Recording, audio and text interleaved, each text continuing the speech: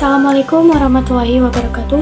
Perkenalkan, nama saya Suci Novianti dari Prodi Pendidikan Sejarah, Fakultas Keguruan dan Ilmu Pendidikan Universitas Siliwangi. Di sini saya akan memaparkan materi saya mengenai Perang Diponegoro.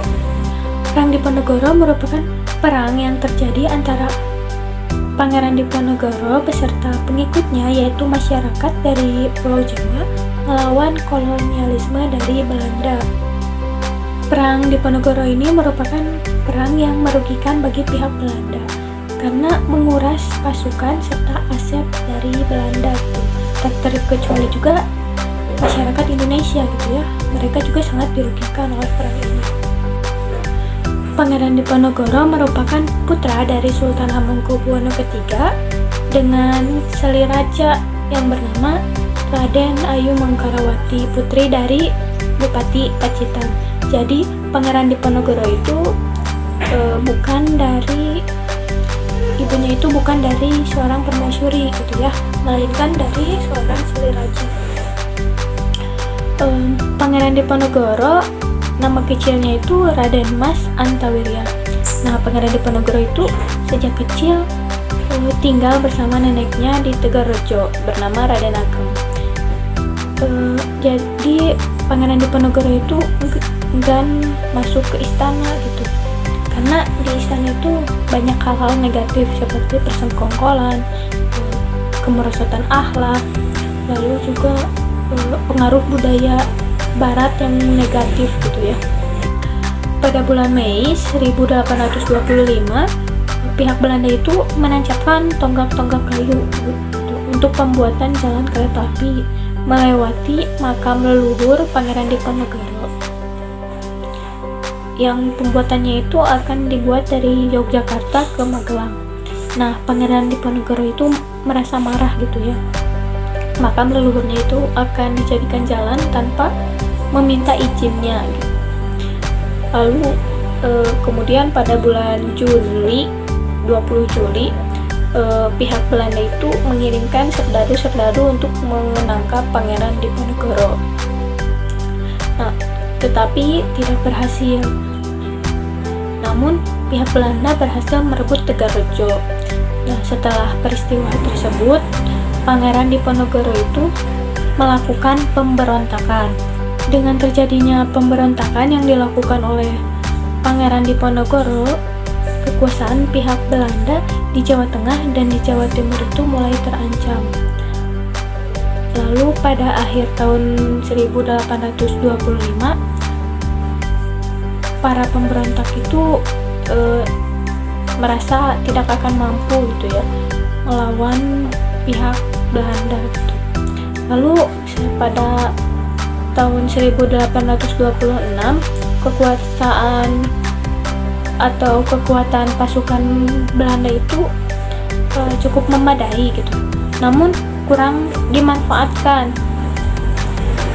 karena mereka kesulitan menghadapi taktik peperangan yang dilakukan oleh Pangeran Diponegoro, yaitu dengan menggunakan taktik gerilya. Bulan Oktober, pasukan Diponegoro itu mengalami kekalahan sehingga dapat dipukul mundur dari Surakarta. Namun pada akhir tahun 1826,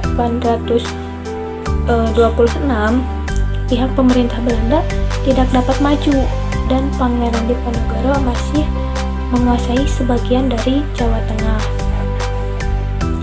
Tahun 1827, Belanda itu mulai mempunyai strategi gitu untuk melawan taktik perang yang digunakan oleh pihak Pangeran Diponegoro, yaitu dengan menggunakan sistem benteng stelsel. Sistem ini itu dilakukan dengan cara membuat benteng-benteng pertahanan pada daerah-daerah yang sudah dikuasai oleh Belanda. Dengan begitu, Belanda bergerak sedikit demi sedikit dan dapat membuat pasukan Diponegoro itu terdesak. Pada November 1828, Kiai Maja itu menyerah kalah kepada pihak Belanda. Lalu disusul pada bulan September 1829, Pangeran Mangkubumi menyerah. Namun Pangeran di Mangkubumi diizinkan kembali ke Yogyakarta karena beliau itu merupakan salah satu pangeran tertua dan juga paling dihormati. Lalu bulan Oktober 1829, Selentot Alibasa, panglima utama perang, juga menyerah kalah pada pihak Belanda.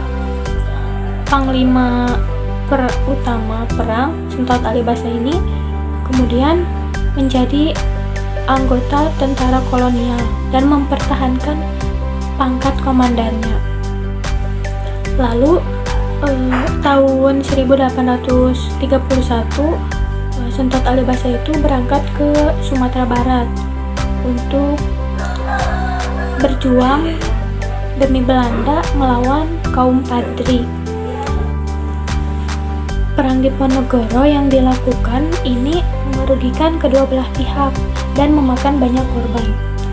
Karena kekuatan Belanda yang semakin besar, kelompok pangeran Diponegoro menjadi putus asa.